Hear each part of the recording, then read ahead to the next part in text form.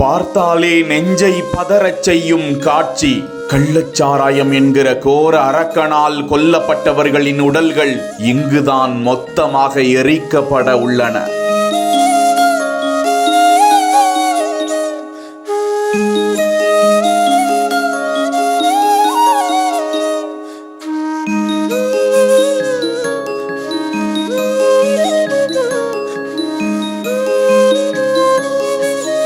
அந்த ஏழை கூலி தொழிலாளர்களின் கனவுகள், பிள்ளைகளின் எதிர்காலம் அனைத்தையும் இந்த இடத்தில்தான் எரித்து கரிக்கட்டையாக்க இருக்கின்றனர்.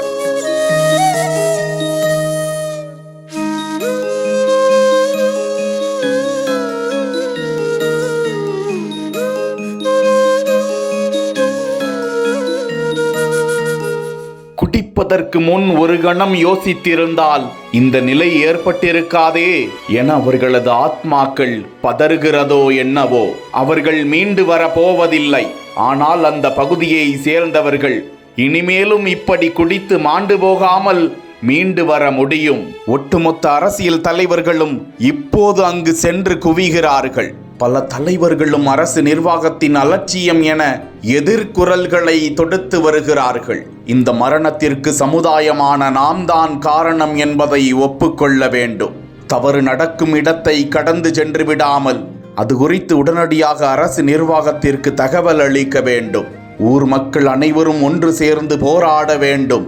அப்போதுதான் அடுத்த தலைமுறை வளமான தலைமுறையாக மாறும் என்பதை இந்த மயான செய்தி உரக்க கூறுகிறது.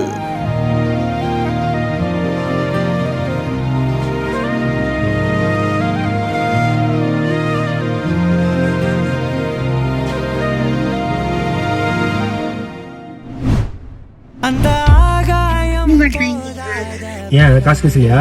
அதுக்கு தான் வைக்கிறீங்களா?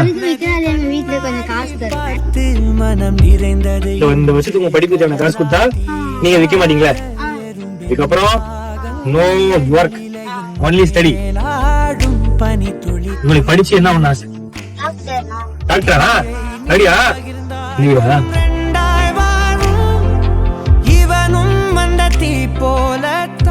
தம்பியோட ஒரு வருஷத்துக்கு தேவையான படிப்பு காசு இருக்குது.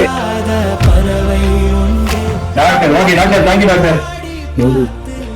என்ன வேணும்? முடியல உங்களுக்கு பிடிக்குமா? டாக்டர் சார் வாங்க.